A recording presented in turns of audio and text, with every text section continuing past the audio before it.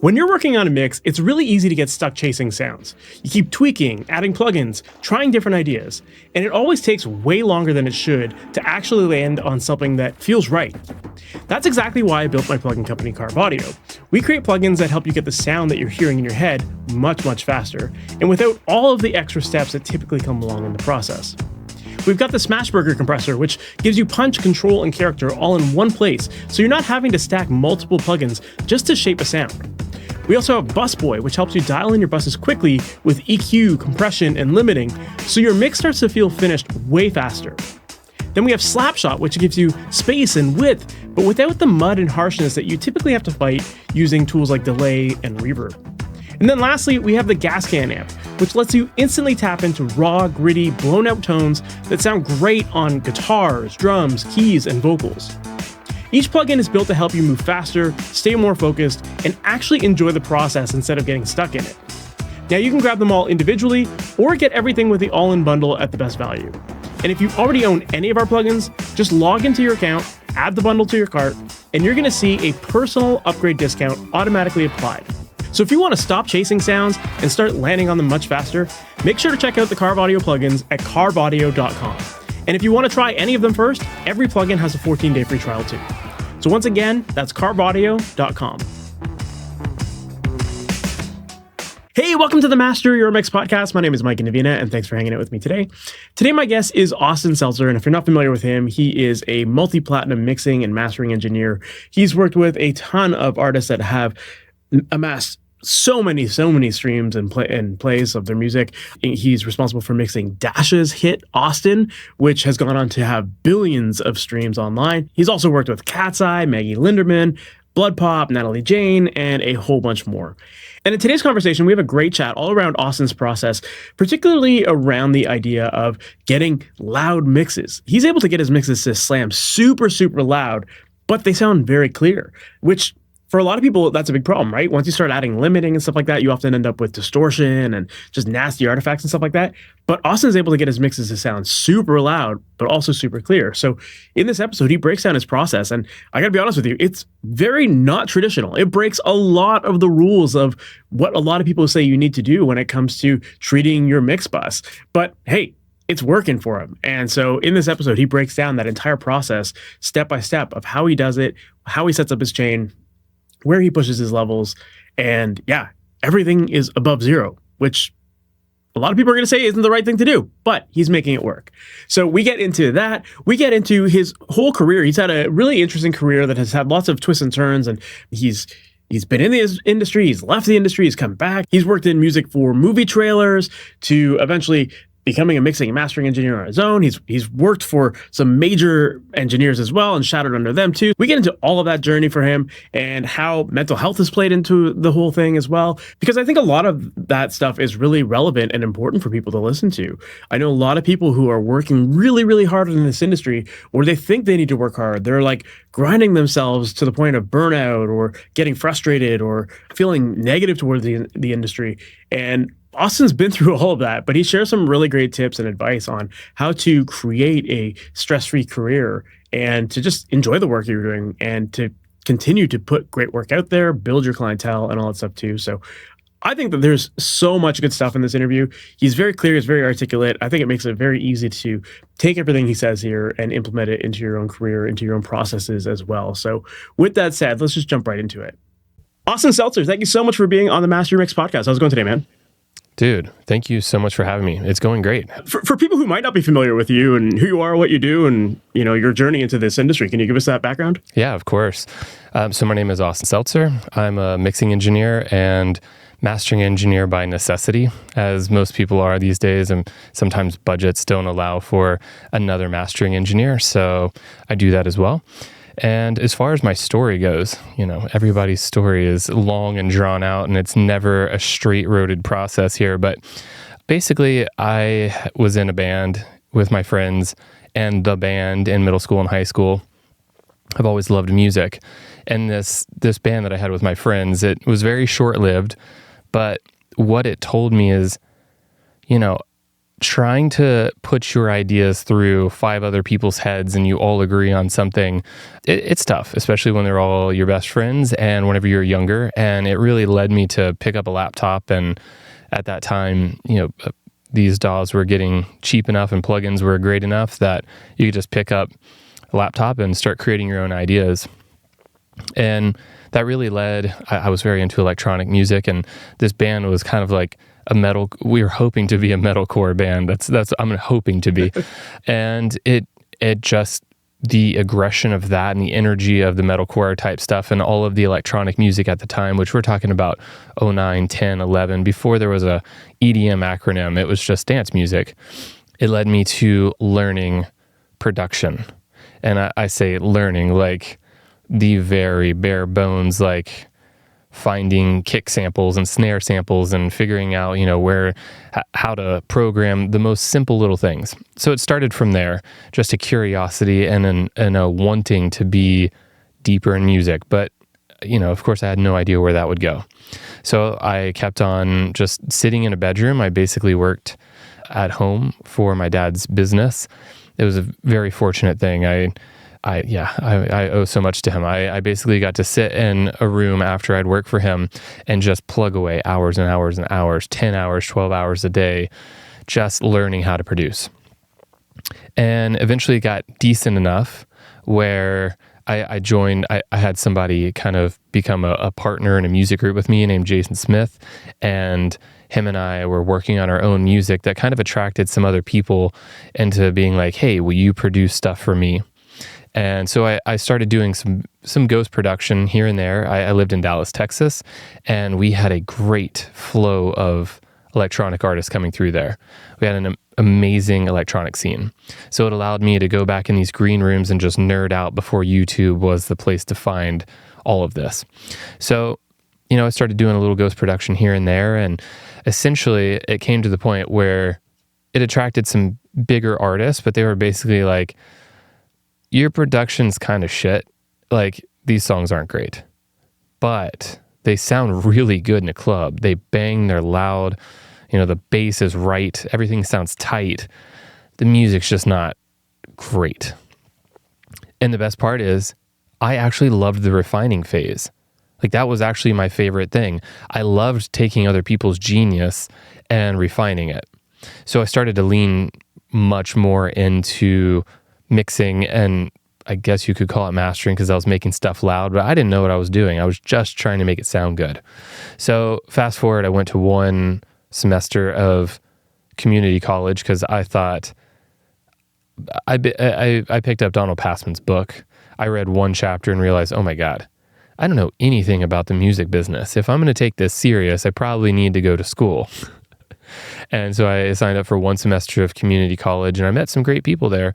I found out I could probably teach already with my knowledge, like the highest level of not recording engineering, but MIDI programming, things like that. But I did meet a great woman by the name of Laura Bull, and she originally was somehow part of Martina McBride's team, and she worked for Arista at some point. She was like, if you want to be somebody in music, get the hell out of Dallas, go to the Blackbird Academy. It just opened up in Nashville. So I went out there, I did the 6-month program. It was amazing. From there, I decided to go assist a very large mixer out in LA. And it was a very rude awakening to what the industry can be like, but I learned quite a bit there. And, to really fast forward, I became very jaded in music, and I left LA for a while, and I came back, and I worked in sync for 3 or 4 years, starting out as a composer. I mixed and mastered, I'm serious when I say thousands of library tracks. They're not the greatest music ever, and it's certainly not artist music, but that pure repetition allowed me to be quick, efficient, know exactly what I need to do in a mix, how to gel it together, how to make it sound massive, dynamics, macro and micro, all of the things that make a mixer actually good and have a taste, and I wouldn't say a sound, but know exactly where to go with something. I learned there. And then in 2020, I started Seltzer Sounds, my own business, where I started mixing for, all of basically just artist music. And that's what I do today. And it is everything that I love. And if we zoom all the way back to '08, there's just absolutely no way I would have seen myself becoming, a mixer who's playing with the big dogs. I thought I was going to be an artist, and I'm so glad it went this way. Well, yeah, I mean, there's a lot to unpack from that, and I was definitely curious about like that artist to career transition. And I know before we were recording, we were talking kind of about that, and the people listening to this podcast going through a lot of that same experience. But it sounds like throughout your journey, you've had a lot of people that have just kind of shared good advice that you've been receptive to, and kind of being willing to pivot and try new things and see if it is the right move or if it's not, and just like constantly move in whatever direction feels most natural to you, I guess. Yeah, I think that you nailed it right there. So for me, it's what feels most natural. My body has this, and maybe everybody's body does. I'm just very in tune with what it's telling me. My body has a, oh shit, this is wrong meter. And it goes off, because of things I've gone through in life or people I've worked for or whatnot. Like I have a, oh shit meter. And yeah, all along the way, I just followed what made me happy and kind of like this tingly energy. Like I feel ecstatic about what I'm doing. And it had nothing to do with really, well, maybe that's wrong. I went into mixing because many people complimented the way that I could make records sound, but it actually aligned exactly with what I was excited about. I was always excited listening to artists who are so creative, where maybe my production is much more cookie cutter. I need to like listen to reference tracks and try and sound like those. And that's probably why I did really well in sync. That's all it is. But whenever I'd hear somebody's genius and I got to dig in there and really say, here's the story this song wants to tell, I know exactly how to get there. Those things linked together really sent me on my life's path. So I am very curious, like, we don't have to name names, but you did mention like early on, you got the opportunity to, you worked in LA with a big name mixer, and that was a pretty big learning experience for you. And I'm curious to dig into that just a little bit as far as like, when you get to work with someone who is at that really high level, what are some of those big lessons that you're taking away from that, either from a production standpoint or from just even like an efficiency or just workflow thing, or, what were some of those big takeaways? Even if it wasn't always like the perfect situation to be in, like what were some of those big lessons you learned? I think about this from time to time. Whenever people are asking me advice about maybe who to assist or what I learned from a particular time in my life, the honest answer, I learned how not to treat people. If I am being brutally honest, I think that one of the most important things in this day and age today is treating people so incredibly kindly. Why would you treat anybody another way? I really want anybody that works with me, even if somehow the mix is not what they're looking for, it happens, right? Like my ears hear things a certain way, even whenever I'm not trying to make a song mine, which I never do. My ears hear things a certain way and my taste just leads me somewhere. So even if they're like, hey, thanks so much, like this mix is killer, it's just not the direction we're going for, I want that person to be left with the best feeling of working with me. Like I truly loved the experience working with them, even though it didn't work out. I want the people who work for me, my assistants, who I have one right now named Nico, and he's worked with me for years. I want him to feel so incredibly good about the way that I treat him. That means more than almost anything to me. Now, if we're going to go to like usability for people here, which I think that's very usable, that's got to be front and center. There's hundreds of thousands of mixers that you could choose from. And I guess it's my mindset that we're all pretty good, especially whenever you're paying somebody in like the $2,500 and up range, $3,000 and up range. We're all good. But the way that you make somebody feel lasts forever. And so I think that is truly important. But usability for listeners, I think that whenever you have super high volume, having an assistant that can prep sessions for you and not necessarily do any moves at all, just getting it prepped the way that you need, being able to do deliverables quickly, just being another set of ears, things like that are going to take you to the top level. If you're in the top and then you have somebody like that, it will take you to the next tier. It's just inevitable. But how to use compression right, that is a thing that I think is highly misunderstood. Most of the videos that I see online are always talking about doing 2, 3, max 4 dB of compression on things. No, these big dogs, let me tell you, they're doing 10 to 20 dB of compression, especially on a lead vocal. On that chorus, that bluey is smacking the 20.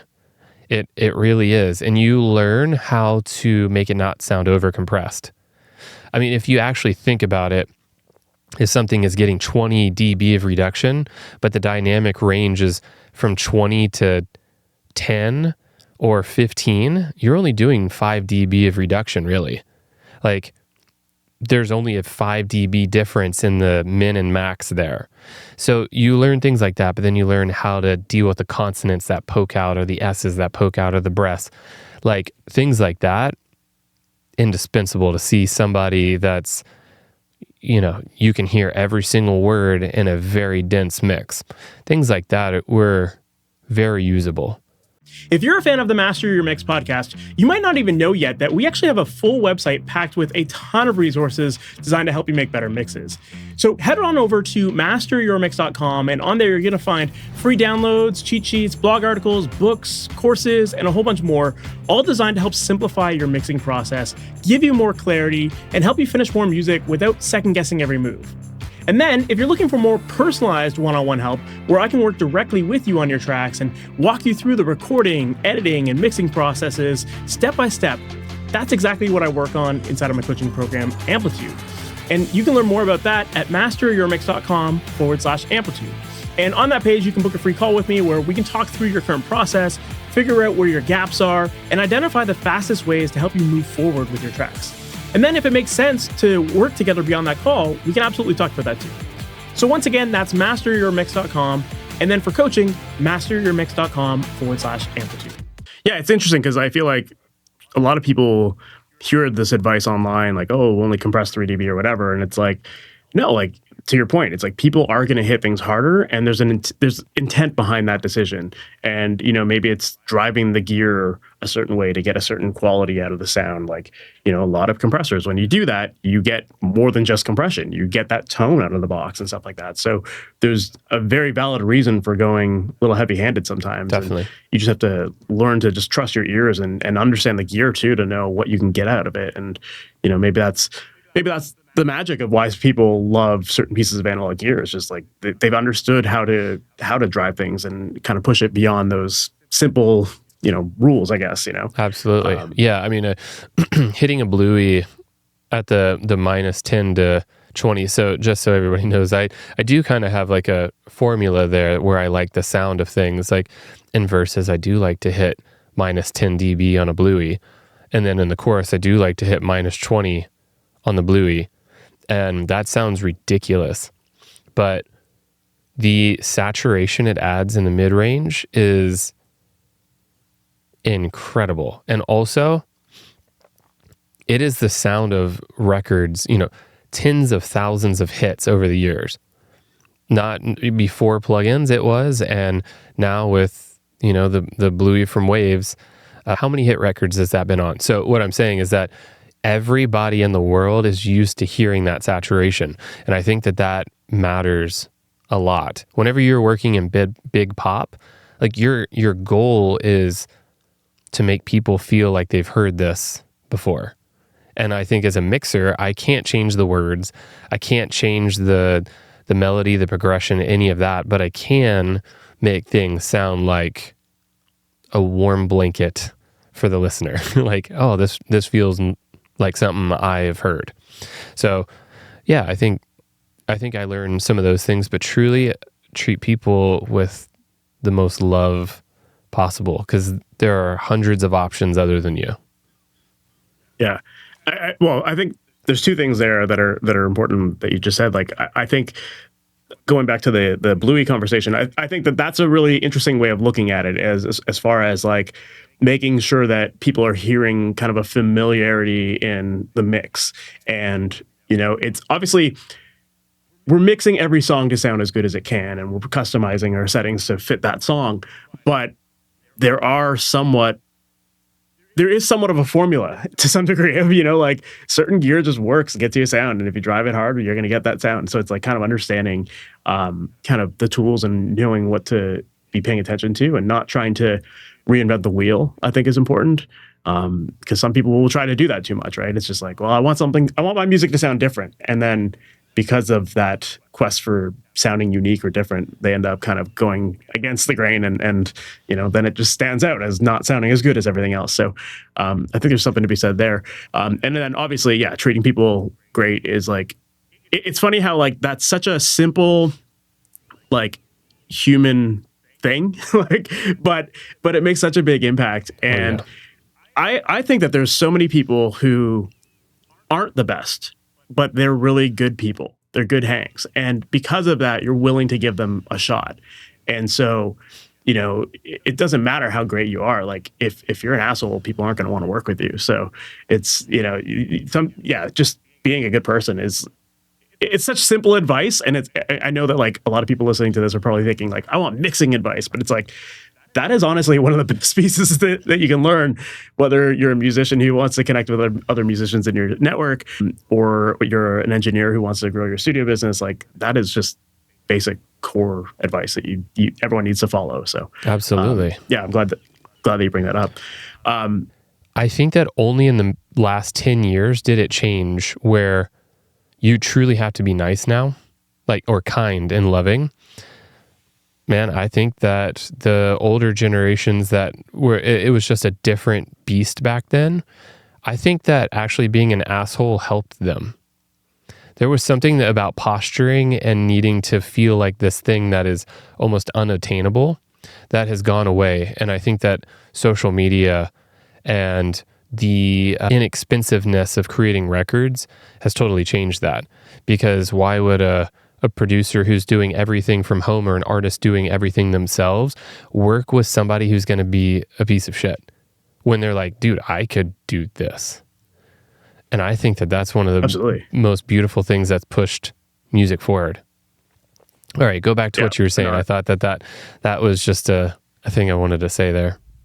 No, I love that. And I 100% agree with that too. It's like, I think there used to be a point where like people would just associate grumpiness with like the expert sound people, it's like, even like from a live venue kind of thing. Like I remember pulling into so many venues and it'd be like, talk to the sound guy, he's an asshole. And then you'd be like, oh, that guy's probably good then, but then you still didn't really want to work with them, right?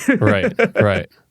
Yep. Yeah. Well, one thing that came up when I was doing prep for this episode, like I kept seeing this theme of like mental health and this concept of building a career that doesn't burn you out or doesn't make you feel jaded about the industry.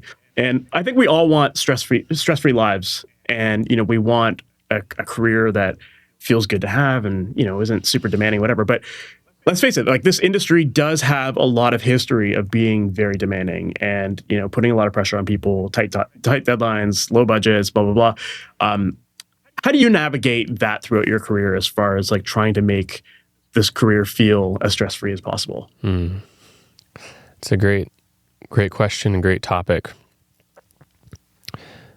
Well, currently from where I'm sitting, just so everybody knows, Me and my girlfriend live in Oklahoma, and we're about to buy a house in Oklahoma City. I lived in LA for nearly 10 years. It was 10 years of time with some short stints outside of LA.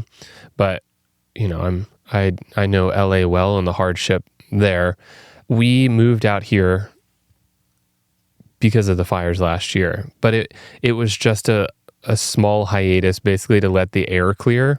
We were semi-close to Altadena, and the ash was just kind of raining down, and we're like, you know what?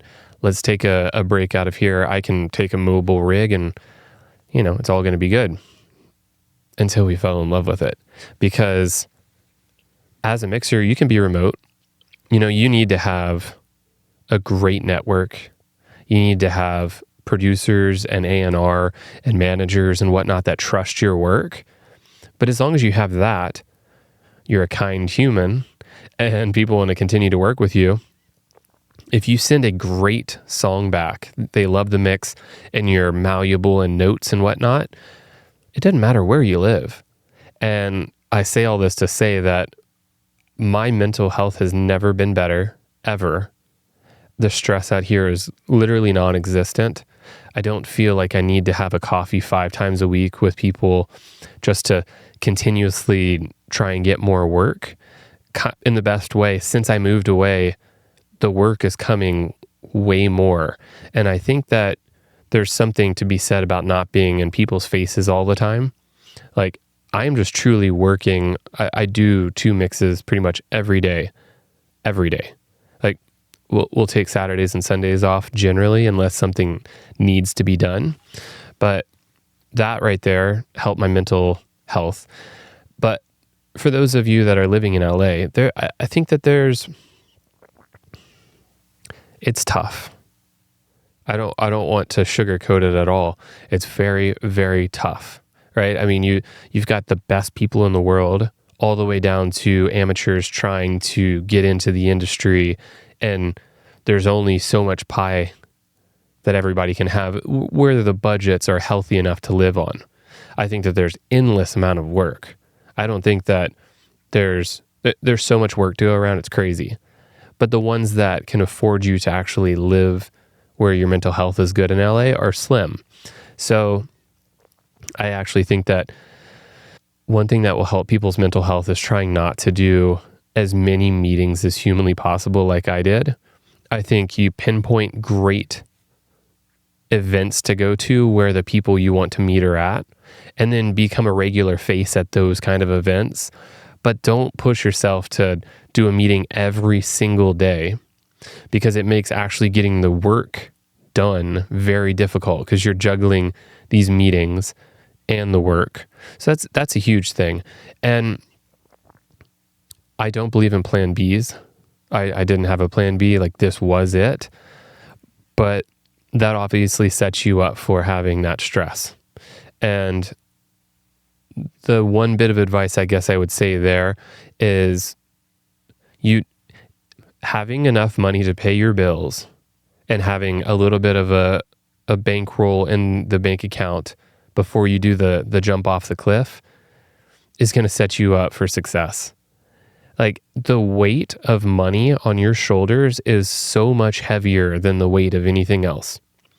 Whenever you feel like you have to get work to pay the bills this month, like rent is due next week and you don't have it, everything that you do is going to be tainted with that thirstiness.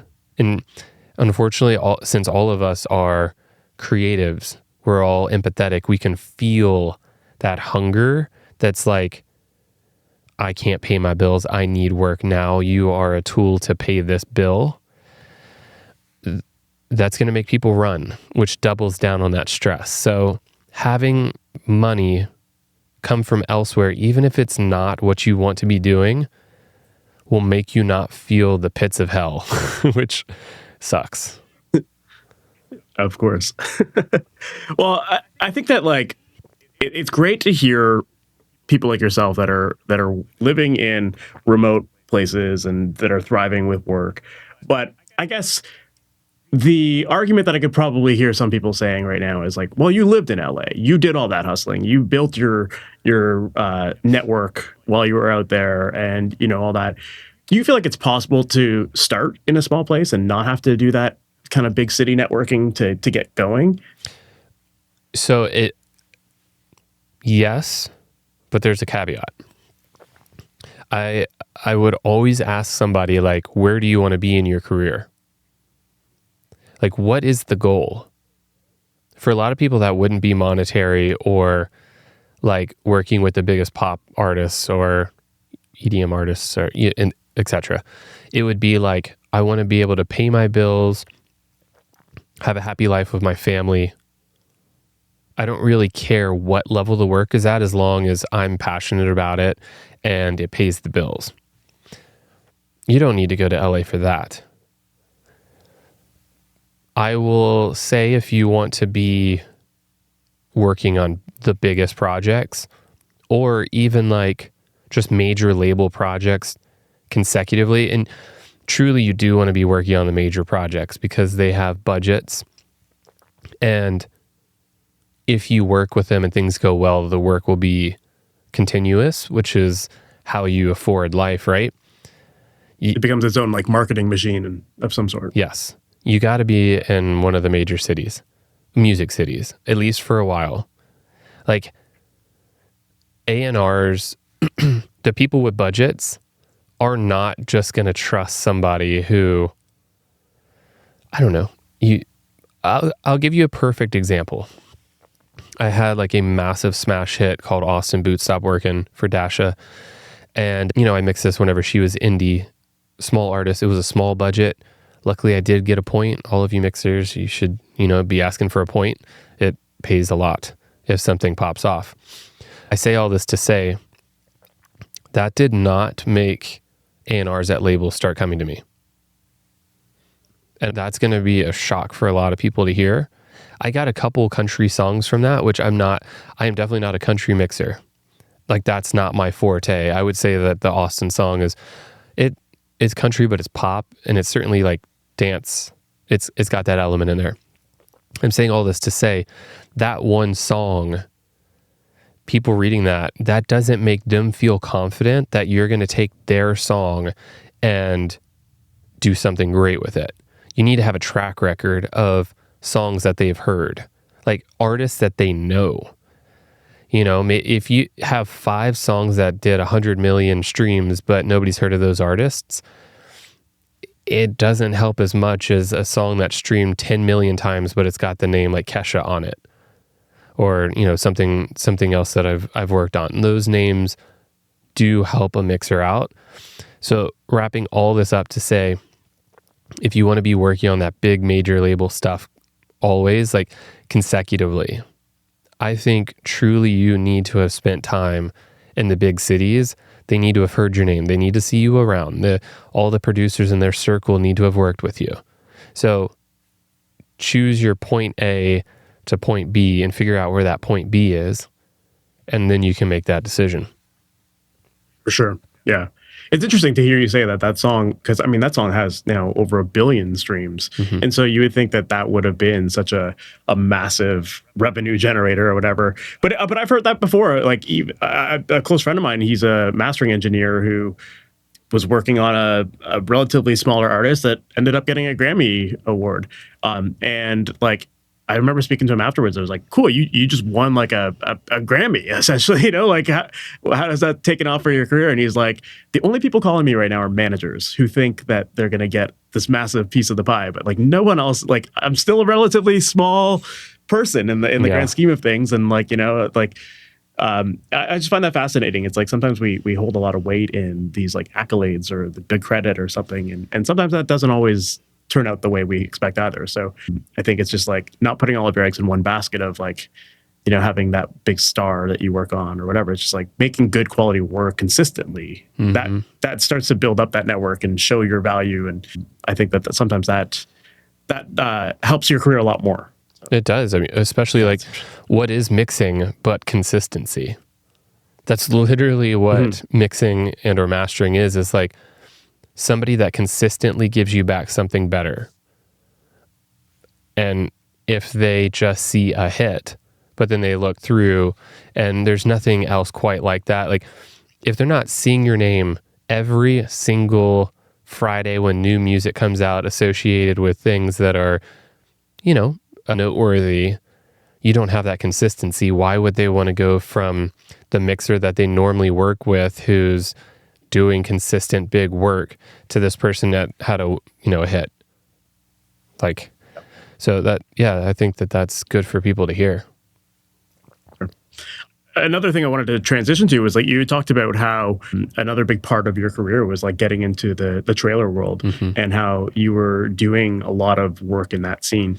First off, I guess like on the trailer side of things, like how does one get into that industry? Because it's like, I mean, for some people that's a pretty fun industry. It's like, just not working with artists necessarily, but making theatrical fun music. How do most people get into that industry? Yeah.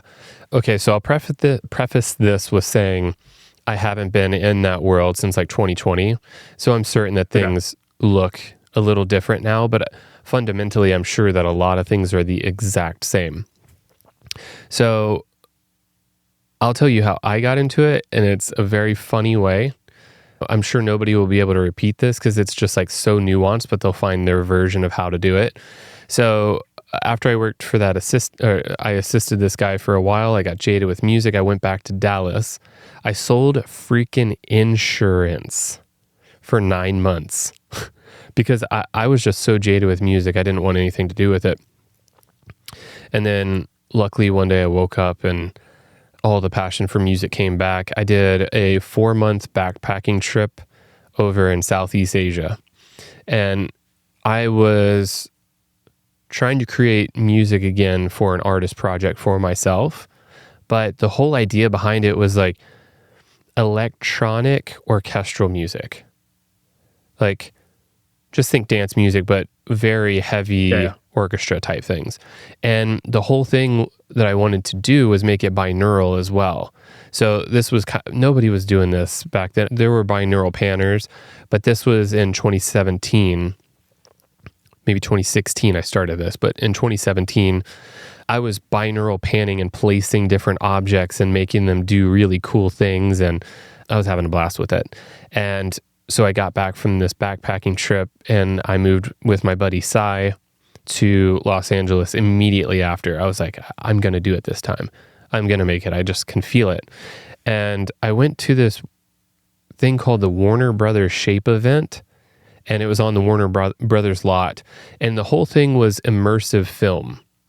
And so what I did is I made a teaser track of some of these tracks and showed them what binaural audio was. I don't know what possessed me to do this. It makes no sense sitting here now, but I went around this Shape event and I just met cool people and I put my headphones on them and I let them listen to this wild thing that took them on an adventure. And one of the people happened to be a very big supervisor at a trailer company. And what a trailer company is, for anybody listening, it's the company that's hired by the studios to actually cut the trailer, and they have nothing to do with music. What they do is they find publishers in the trailer world, and generally they're asking for custom songs based on what they want to convey in this trailer, or what the client has already said. The studio has said, like, we have cleared these 5 popular songs, like do a trailerization of that song. And so this girl basically said, like, hey, I think you've got it. What you don't have is the trailer structure. And I was like, what the heck does that even mean? Like, don't they just use the music from the movie in the trailer? Like, this is in 2018, early 2018. She was like, figure out that structure, and I think you got something. So I got this course from a company called Evident way back in the day, and it showed me trailer structure. So then I went to the drawing board and I just started creating these tracks based on trailer structure, a 3-act structure. And I had 5 of them, and I found this forum basically on Facebook, which is still there. It's called like the Trailer Music Composers Forum or something along those lines. And that's where all of the people are. If if you're listening to this and you want to get in that world, that group has basically every single trailer composer. It has all of the publishers, and it has a ton of the trailer company people in there. So great networking. Also, watch what you say. You are losing all of your work. Be a cool person. Yep. Yep. So essentially, I was like, where should I publish these? And at the time, somebody told me a trailer company that I used to work for that I'm not going to mention because things are not good in their world and they don't have a good rep anymore. But essentially, I pitched these 5 songs, and one of the people that owned the company said, like, 4 of these are shit. 1 of these is super good. Make us 4 more in this kind of genre, which is this like very sound design drum specific track that would be very good for TV ad spots. And so I made a couple more of those, and he's like, all right, let's do an album with this. And then I became like a custom composer for them, doing briefs that would come in, and you legitimately have like 2 hours to create an entire 2-minute song that does exactly what they want. And I did that and for a while, and then I became an in-house person again because of all of you listening. I actually my very first trailer track I did, which was a custom, got synced. That never happens ever. I think it was like a $14,000 sync. You get half of it, so I got $7,000. I was like, oh my God, this is easy. And then, like 6 months go by, and I think I got maybe 1 other placement, which again is very rare for somebody that just started. I got fortunate. But all that to be said, bills, LA, you have to eat. So I basically begged them to hire me in-house on a salary, and they did. And so I composed for quite a while for them, and then I just became like the mixing and mastering guy. And that's how I got into it. And it is very, very competitive. I would go to, I think it's more competitive than artist music for sure. You have thousands. I mean, that forum I'm talking about probably has over 10,000 people. And all of them are pitching for the exact same trailers. And, if you're really good, like really, really good, I think you get like out of 30 customs, you might get 1 or 2. And I think that that's a lot the same of the producer world and artist music. But I mean, I think it's brutal because you're pitted up against people in the same publisher. But then if you're on a trailer as a trailer house, they're also going out to like 5 different publishers. So it's a cattle call, and you're creating custom music for these briefs that can't really be pitched for much anything else because it's so specific. So that's how you do it. The money is large if you get a sync, but the money is literally 0 if you don't. But I think that what's interesting about that is you talked about that structure for trailers. And I think like learning that, had you not learned that, number one, you wouldn't have been able to properly write the songs for it or, compose the parts for it. But also I imagine that with those tight timelines and stuff like that, like you wouldn't have been able to do it as easily because you wouldn't have had that structure to follow. So I think it's interesting to hear you talk about that. And I've heard you say too that like, while you were there in like that 3-year stint, you basically worked on like 1,000 or more tracks, and that was like really pivotal in developing your sound and developing your workflow as well. And so, taking that experience and discovering your mixing workflow, I'm sure that workflow probably still applies to what you're working on today, not necessarily just trailer based, right? Yeah. So I'd say what has carried over until now, the overarching idea would be that I mix very quickly, and it's because I want to keep the inspiration and the story and the vibe of the track intact. Whenever you take a long time on a mix, you pull all of the what was that movie? You mean Dupree, the ness, the vibeness, the whatever the ness is of that track, you just pull it out. You kill the track. once a track is prepped, my template doesn't impart any sound whatsoever. It's just routing and color coding because I want the track to be the track and not Austin's mix of the track. And I move quick. I think a mix, at longest will take me an hour and a half. Unless it is really, really, it needs love. It's usually an hour and a half. And then I'll sit on it and I'll come back and make some fine-tuning adjustments after I've maybe worked on something else. So that has stayed the same. The other things that have stayed the same are me learning how to work into a mix bus from the get-go. Because whenever you get that locked in and you get the biggest part of the song locked in, so for a trailer, it's Act 3, probably the tail end of Act 3, where you got the biggest drums, the most complicated rhythms, the biggest brass strings, all of that good stuff. Getting the mix bus locked in and the mix sounding perfect there, it's so easy then to pull off. So if I'm starting at the tail end of Act 3, then I can go to the front end of Act 3. So it'll start with like a whoosh bang type thing coming out of silence into that section.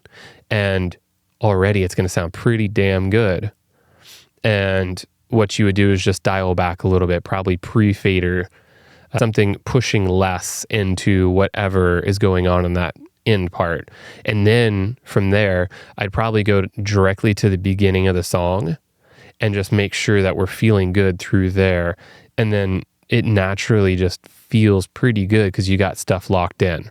So that carried over, as well as I always start with drum. Like just on that topic there. So you're starting a mix generally kind of in like the last chorus of a song then, which would presumably be the loudest part of the song, and kind of starting there and working backwards, right? Yep.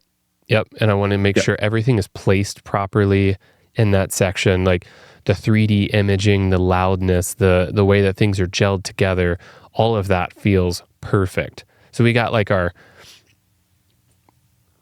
we've planted our flag. This is where we need to get to. Let's build up to this. Also, I always start with drums, and I get those sounding, real nice and tight and the exact way that I want them to, especially in trailer music, but I think in every genre. For me, this is a me thing. The drums are going to be my number one most important thing.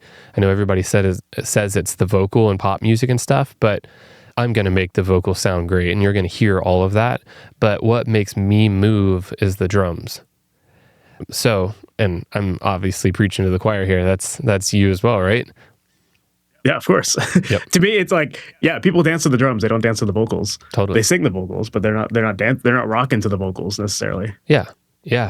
So I start with drums, and then I always go to bass, and I get those things locked in perfect. And I generally am hovering around like the -10 LUFS area whenever I have drums and bass. That just, for everybody, that's like my gain staging.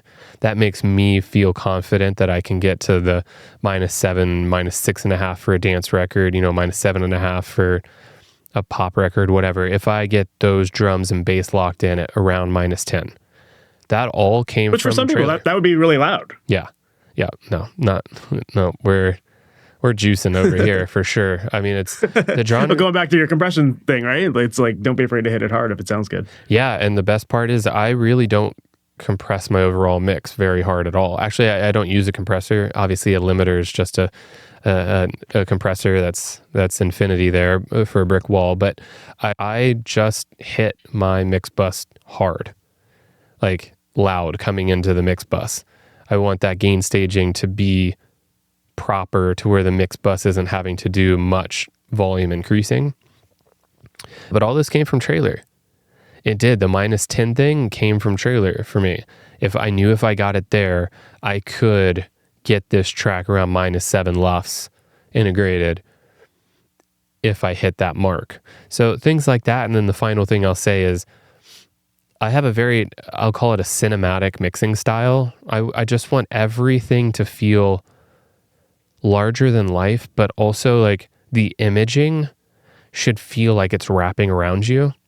And I developed that for myself in the trailer space.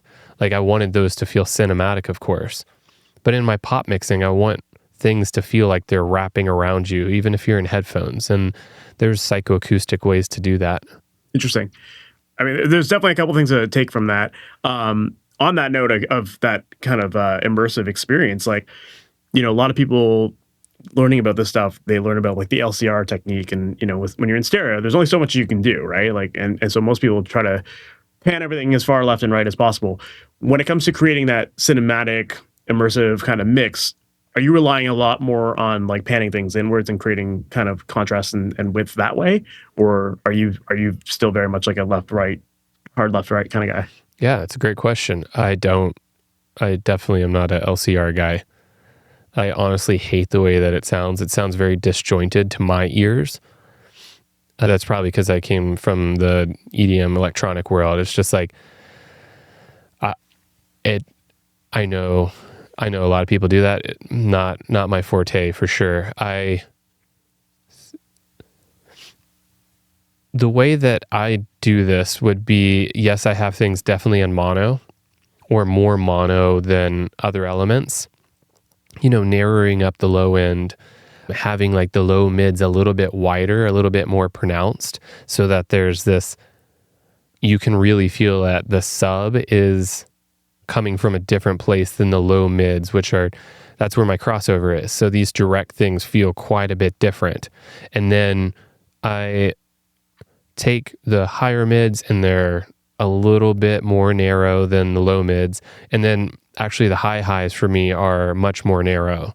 I don't really like whenever top, like we're talking about top end is super wide. It feels weird to me. It's hard to describe because we're talking about the air.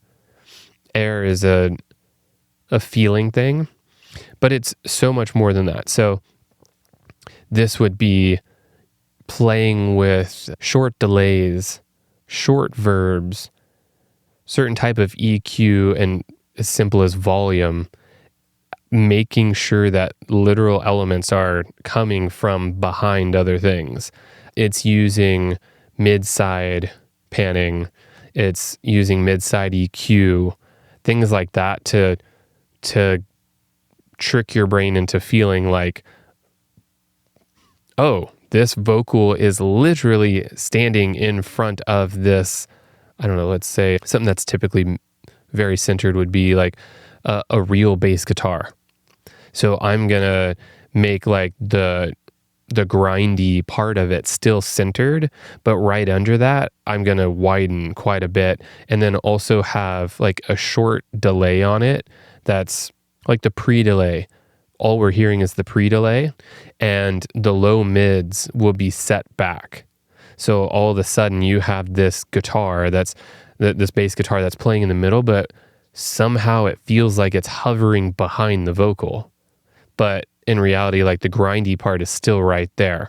So I like take that concept, and a lot of what I'm panning around, I'll use binaural panners. So what if there's like a quad stack of electric guitars and we've got this wall of sound, but then I use something like Deer Audio Pro 2 and I shift one of the guitars to the left and back a little bit and one to the right and back a little bit. So now you've got this psychoacoustic effect that like there's a real room that this guitar is coming from behind the like more grindy guitars. Things like that like make things feel like they actually have depth. And I play with that a lot in a lot of my mixes. That's very cool. Yeah, it's like a multi-band stereo width approach. Mm-hmm. Yeah. And, I mean, you mentioned like MS, EQ and stuff like that. Like, are you using any like other stereo widener tools at all, or is it primarily like EQ based? And no, I do.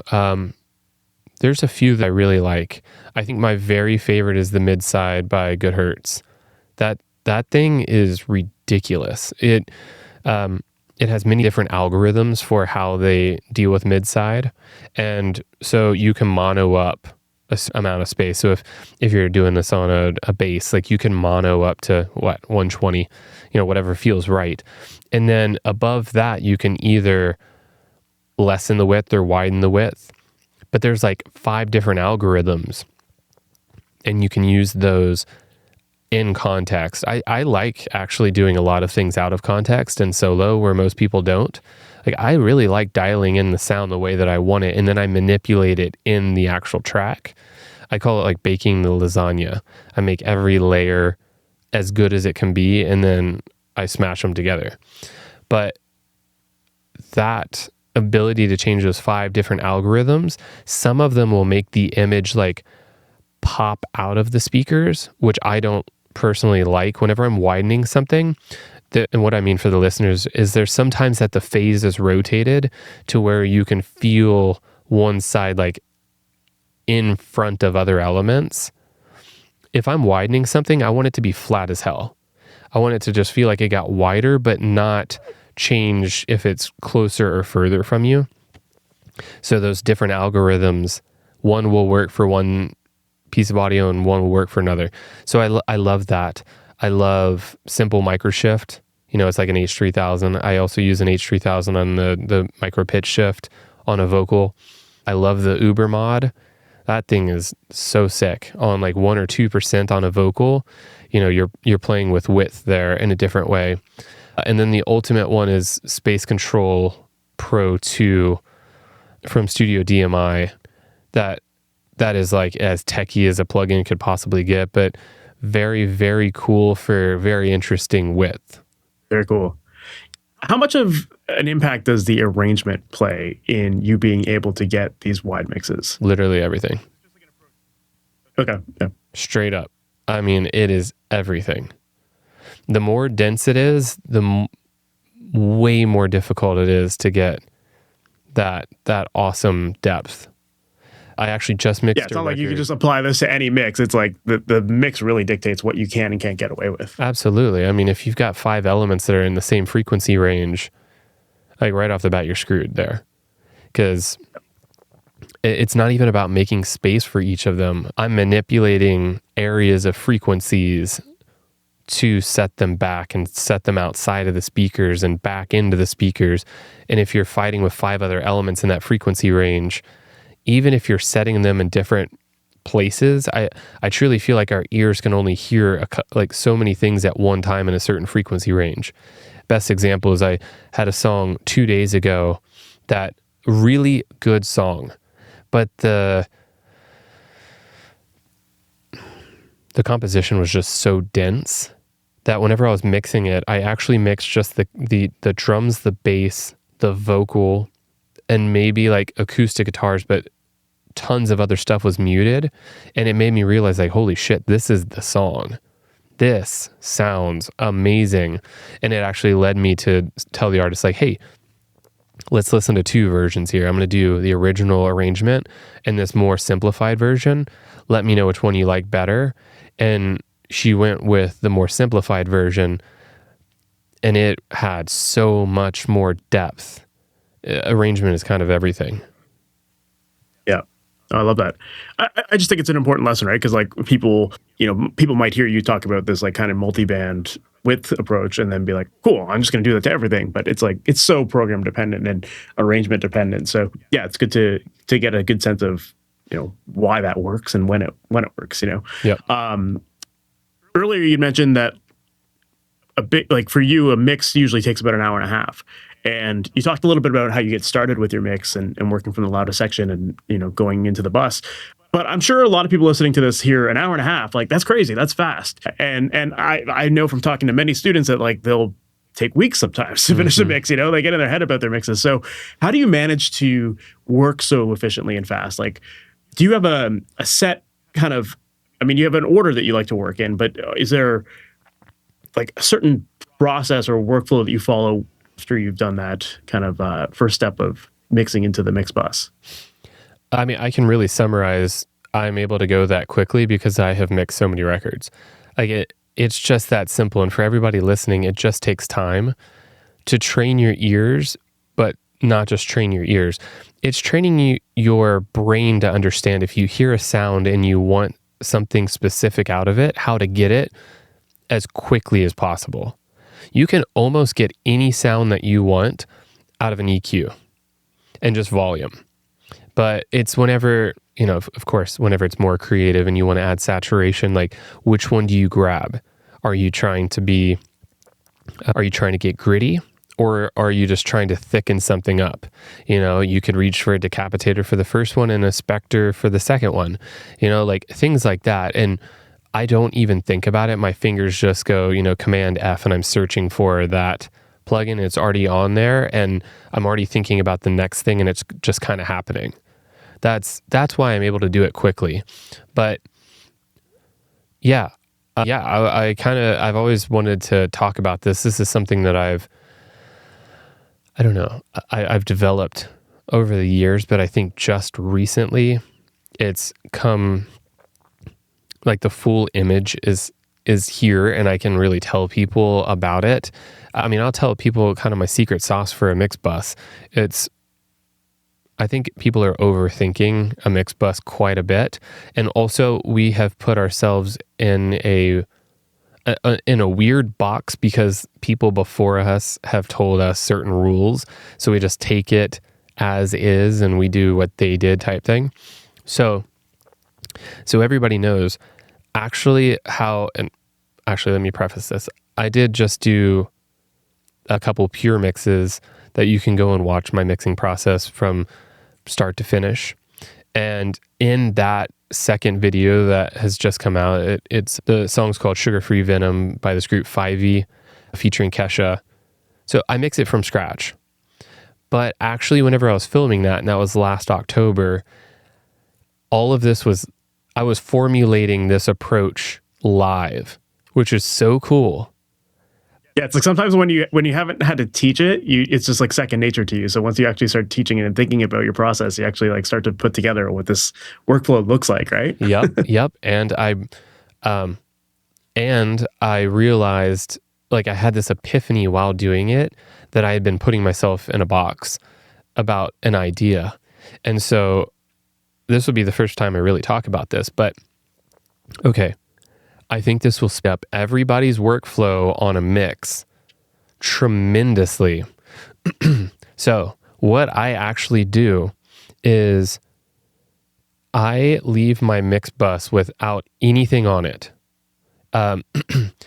I work from sessions. If a producer had stuff on their mix bus, I will leave that on the track, or I'll turn it off and just see what it's doing. And if it's not adding anything that I like, I'll just mute it or, inactivate it. But what I will do is I will slam my mix. We're talking either, I've only done this in Ableton Pro Tools, but I will slam the mix out of the output, just 6 dB over 0.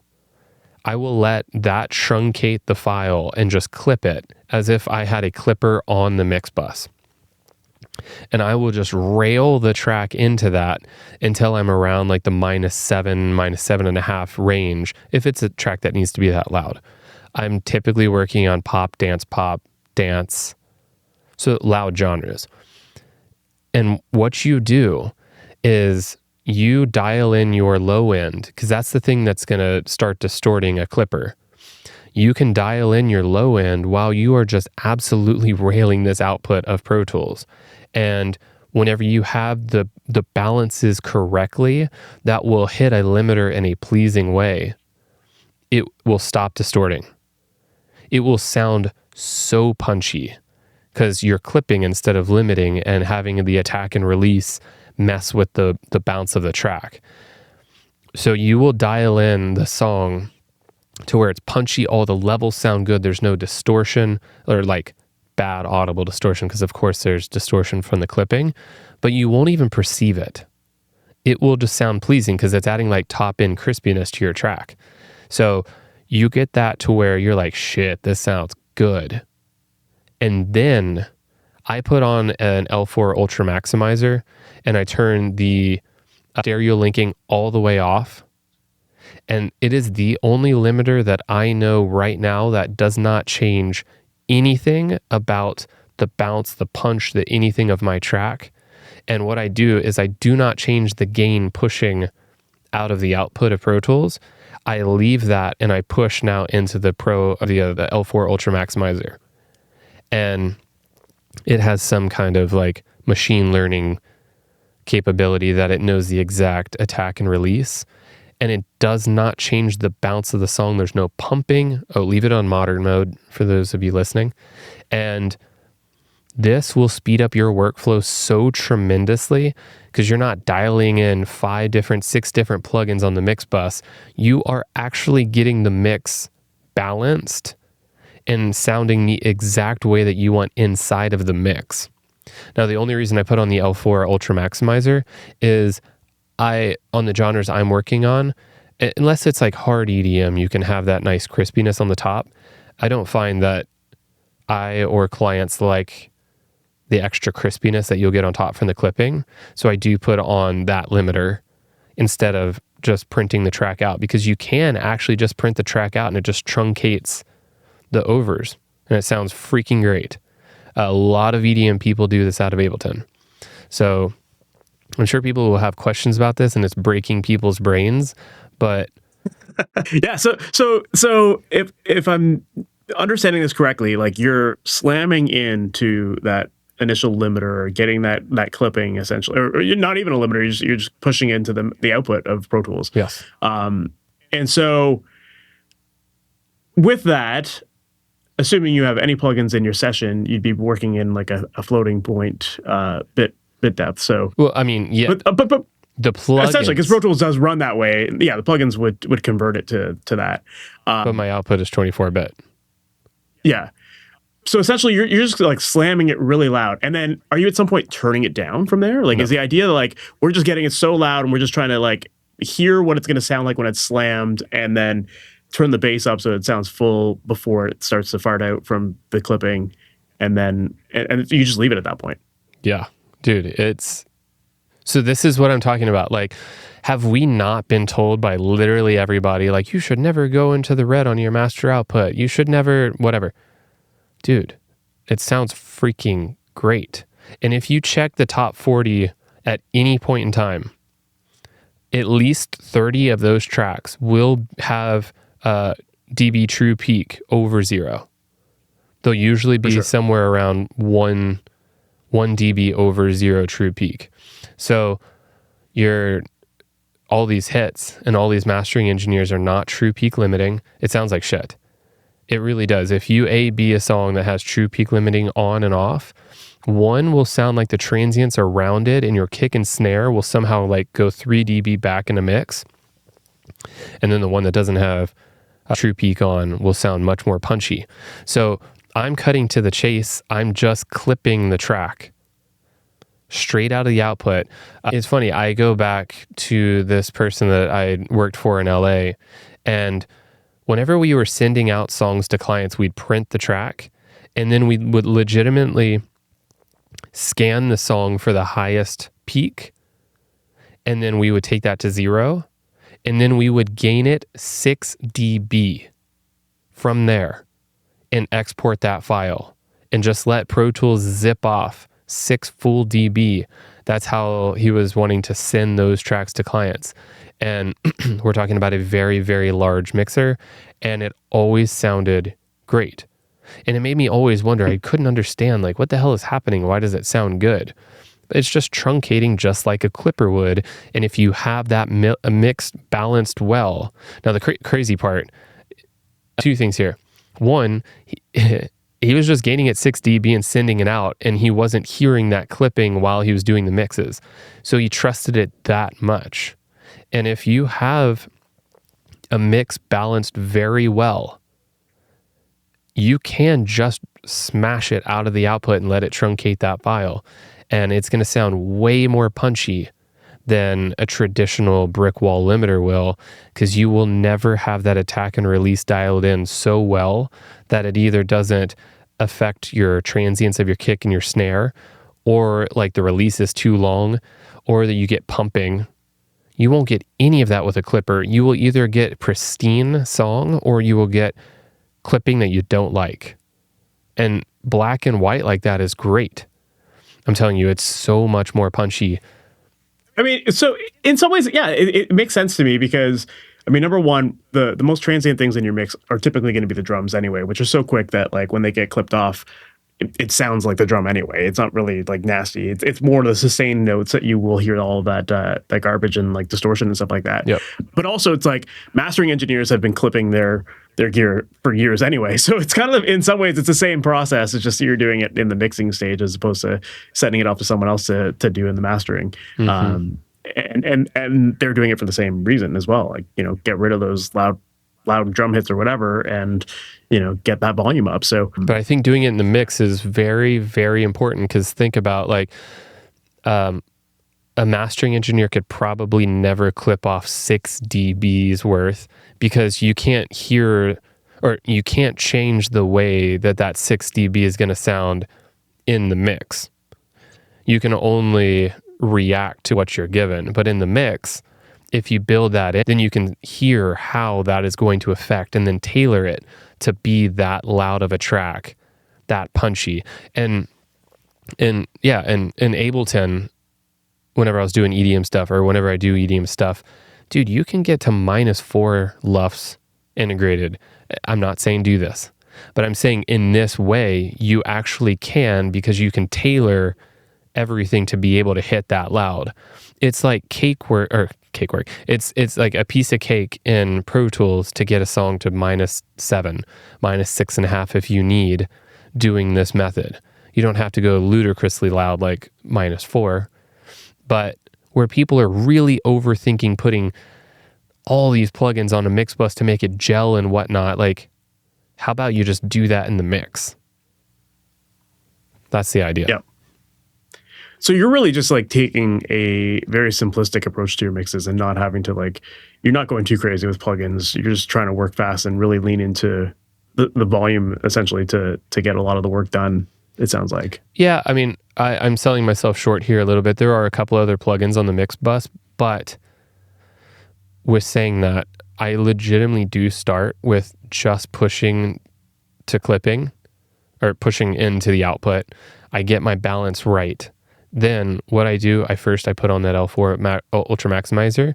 I turn on the Pro Q4, because there will be areas always that you're wanting to tame, generally the 2 to 4 to 5K area, a little bit of 500, get out a little bit of mud, just things that you won't be able to do on the individual track, because you do want to do on the overall song. And then the one bit of thing that I will have compression on my mix bus, I will add an Ozone 12 Dynamics module in multi-band mode, so 4 bands, and I'm looking for 2 to 3 dB of reduction at max on the low end, because I do like to push my low end harder, and I will make it to where the input and output are the exact same volume. I'll turn it on and off, on and off. I'm just looking for a little bit of gel, but I will never ever have a single band compressor on my overall mix, because it will pump. There's no way that it won't. And so this is just like a subtle little massage to the track, and then I'm able to push 1 more dB of low end into the track. That is it. I do not have anything else on my mix bus. Yeah, you're really just like locking that low end in place by having that compression on there, so it's not fluctuating and sounding super dynamic. It's just warm and big all the time. Yep, that's it. And that's the thing that I learned way early on with EDM stuff. Like, that's how you get the low end to sound great. Like, a lot in the mix, but then just making sure that it's staying a little more consistent on the overall mix. Very cool. So then, how do you know when a mix is done? So I have a formula for this that I think that everybody should do, because it's very simple, and it could help anybody out who doesn't do this. So basically what it is once I go through the stages that I talked about, we do the chorus first, and then we do maybe the pre going into that chorus, and then we go back to the start of the song, and I only listen to the song through 1 time while I'm mixing. So I do that chorus, I do the pre before that, I go to the start of the song, then I go through the different sections and just make sure the section before sounds good to the section next to it. And then whenever I got all that done, I will play it 1 time all the way through, and I will just stop. Basically, I'll bounce around my room. I'll just have a good time, like listening to the song. Generally, it's a dance song, so I'm like dancing along to it. And as soon as I feel something that's like, oh, that didn't feel right, I will go and I'll massage that, whatever that thing is. And then I'll keep on playing through and do the same. And then I will stop. It's like, I have already dialed in my loudness. And whenever I say stop, what I'll do is I'll print out that mix. I'll bring it over to RX12. I'll put it in there in the loudness optimize. This is probably very deep for some people. It doesn't need to be this deep. I'm just a weirdo. I'll put it in there so I'll get to see my integrated LUFS. If we're too quiet, then I'll push 1 more dB into my limiter, which will never sound bad. 1 more dB will never sound bad if you do it the way that I'm telling you. I don't do it on the limiter. I do it with the utility pushing into the limiter. I do not like lowering the threshold. Maybe it's a superstitious thing. I like pushing into the limiter. Okay, so as long as the RX is telling me we're in a loudness range I want to be for that genre, I will put pencils down. I will not send the file out. I'll leave the studio or I'll start working on something else. Then the next morning I will wake up, I will come out to the studio in AirPods and I will listen to, this is exactly how I do it.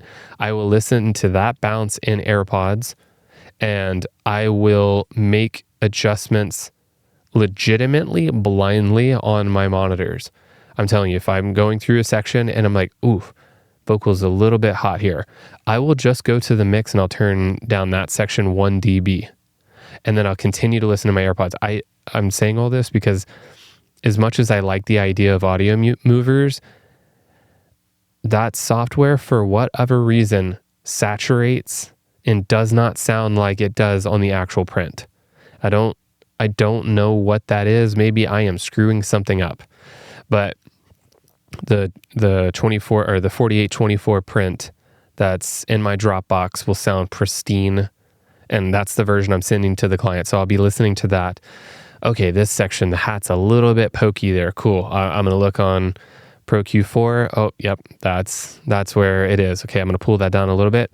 I'll print that out and I'll listen one more time on my headphones, on my AirPods, and it's probably going to be perfect. And then I'll send that out to the client. So I'm telling you all this to say, if you do not absolutely have to send the mix out today, wait till the morning, because you are going to hear stuff that on fresh ears that you would have much rather fixed before you sent it to the client. That's a huge thing that anybody could really do to step up their game. Yeah, that's great advice. Yeah, it's like, I think that it's important to finish a mix in a short period of time and like basically like make your vision and the feelings that you have today while you're working on that mix, like get that gut feeling to come out in your mix. I think that's really important. But then, yeah, having that next day listen can often verify whether or not you were feeling the right things in those moments. So that's awesome, man. At the end of the day, like in your mind, ultimately, what makes a great sounding mix? Okay, so I think that former me truly just would have said something like, whenever you listen to a song, as long as it pulls you in and the emotion makes you feel something, that would be a great mix. Because that's truly what we are aiming for. But I think that the stuff that I'm working on, like, I do want to be one of the biggest mixers in the world. I want to work on the biggest projects in the entire world. It's got to be more than that. The emotion and all of that really matters. But whenever you're trying to work, or whenever you're working on a song that you want to resonate with the world, you want it to have the most fighting chance at being a global hit, it needs to be able to be cranked loud by somebody in their car, their headphones, their boombox on the beach, wherever, and it needs to sound great and not harsh. Those are things that you're not going to have like a global smash, like a bona fide smash, if people can't, like on their girls' weekend, they're cruising in the Jeep, just blare that because they have to turn it back down because it's just like hurting their ears like crazy. You want to be able to jam a song. So truly carving out that mid-range in a way that feels very pleasing, for me has got to be there to have a great mix, because I want people around the world to resonate with the song, and that matters way more now to me.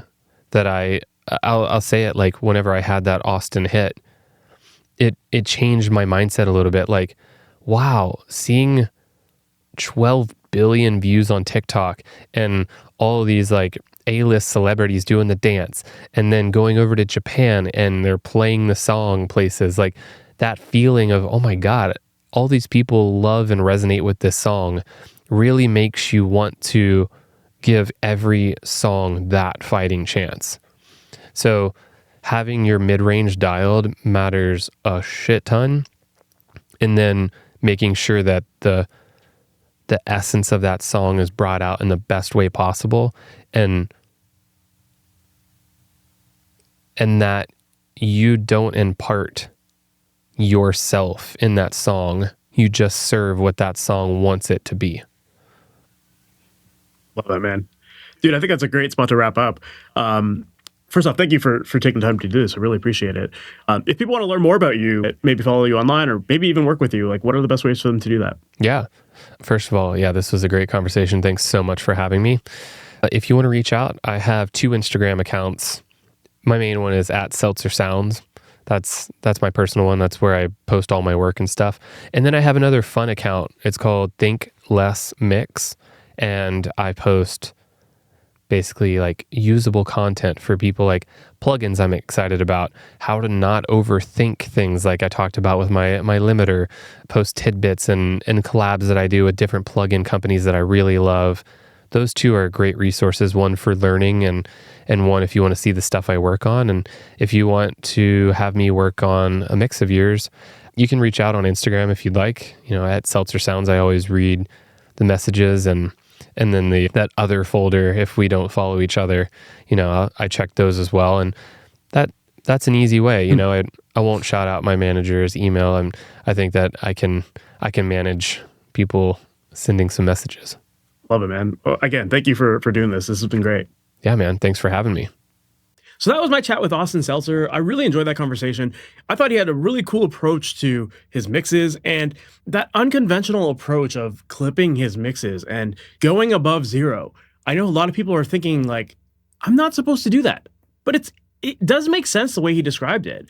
And I love how he framed it of like, in some ways, it's better to do that in the mixing stage than it is in the mastering stage because you have more control. But from a mixer's perspective, as non-traditional as that sounds, when you have the ability to get into all of the micro details and you can shape how the mix sounds when it's loud, as opposed to giving it to a mastering engineer who is now working with a limited set of tracks and they have to try to get it louder, it kind of makes sense. Like I can see that perspective, and clipping is definitely a bit of a controversial subject in some ways, but I think for a lot of people, when you learn how to do it properly, it can be very, very powerful. And obviously, in Austin's case, it works really well. So it was really cool to hear him talk about that. I also liked how he talked about the idea of not being afraid to go super heavy-handed when it comes to compression on vocals. And the way that he framed it of giving people a listening experience that they're familiar with, that's really important. And there's a lot of rules of mixing that you find online, and people saying don't compress more than 3 dB or don't boost EQ more than 3 dB, whatever. That stuff might work the majority of time, and maybe that's all you need typically. But you have to be willing to go beyond that and not treat it as this rule that you can't break. Just like going above 0, right? Sometimes there's a time and place for it that makes it sound really, really good. And from his experience working with a lot of big name engineers and just mixing himself, he's proven that if you compress something like 20 dB and it sounds great, it is great. And it's something I find myself doing all the time as well. Like I was actually mixing a song this morning, and I had a client ask me about the chain that I use on their vocals. And I was like, yeah, I slam the crap out of the compressor. Like I'm at like 10, 20 dB of compression on their vocal using a Blue Stripe 1176, just like Austin talks about in this episode here. And it just sounds good. There's something about it that gives you that familiar quality in a vocal. And so I'm not saying you need to go out and buy a Blue Stripe 1176, but just need to be willing to push things further than sometimes you think is comfortable based on the rules that you've learned, right? Fuck the rules, just trust your ear. right? And whatever sounds good is good. That is the ultimate rule of audio engineering, right? I thought it was really cool to get into that. And even learning more about his multi-band approach to stereo width in a mix, I thought that was also very cool too. So yeah, I'm just super grateful for Austin taking the time to hop on here today. And one of the things that he talked about that I think is really important to focus on is this idea of working fast, trusting your gut. And he talked about how with experience, he's learned to mix very, very fast, and he'll mix a song in under an hour and a half. And the reason he's able to do that is because he's refined his decision-making process. And I think for a lot of people, it takes a lot of time to refine that process, to learn the lessons needed to know when you need to boost, when you need to cut, when you need a fast attack versus a slow attack, when you want an 1176 versus a Fairchild style compressor, all that kind of stuff. There are a lot of lessons that you're going to learn throughout your mixing career. And obviously, the more you can mix and the more you can experiment and learn the gear in and out, the better you're going to get and the stronger you're going to get. And that's going to make you work faster. But a lot of people don't have the time to do that. A lot of people just want to get great results and they want to learn that process much faster. And if that sounds like you, if you're like, I don't want to have to mix thousands of songs to know when I should boost or when I should cut or what EQ I should use, whatever. That's exactly what I help my students with inside of my coaching program, Amplitude. And in that program, I walk through that decision-making process at every step of the process, from recording, editing, mixing, mastering, so that you understand how to get the vision that you hear in your head to come out of your speakers. And you essentially have a repeatable process to go from that allows you to make your music sound the way you want. And throughout that entire journey, I'm with you, hopping on calls, working on your tracks together, reviewing your music, giving you actionable feedback. That way you're not left to your own devices and feeling stuck. Instead, I'm there to push you forward and help you make progress. Now, if that sounds like something you would find helpful, then make sure to check out MasterYourMix.com/amplitude. And on that page right now, I'm currently offering free production clarity calls. These calls are an opportunity for me to learn more about you, your goals, your music, what's working for you, what's not working for you, and to see if we can identify any areas in your process that you need to focus on to start to see some progress and to start to push past your plateaus and start to feel like you're actually getting the results you want. And on that call, we'll discuss where you should be putting that energy, what you should be doing. And if it seems like I can help you, then we could talk about what it would look like to work with me inside of my Amplitude coaching program. And if it doesn't seem like I can help you, then that's fine. You could take all this stuff and just run with it. There's no obligation to join the program or anything like that. It's not a high pressure call. It's more about really just getting to learn more about you and how to help you move forward with your music and to see improved results. So if that sounds like something that you find helpful, once again, make sure to check out MasterYourMix.com/amplitude, and you can sign up for a free production clarity call there. Now, with that said, we've reached the end of this episode. Thank you so much for sticking around, and I can't wait to chat with you in the next one. We'll talk soon. Have a good one. Take care. Thanks for listening to the Master Your Mix podcast. Please make sure to subscribe on your favorite podcast app and leave a review. If you have any questions or comments for the podcast, send an email to questions@masteryourmix.com. And for more information on how to create pro recordings from your home studio, visit MasterYourMix.com.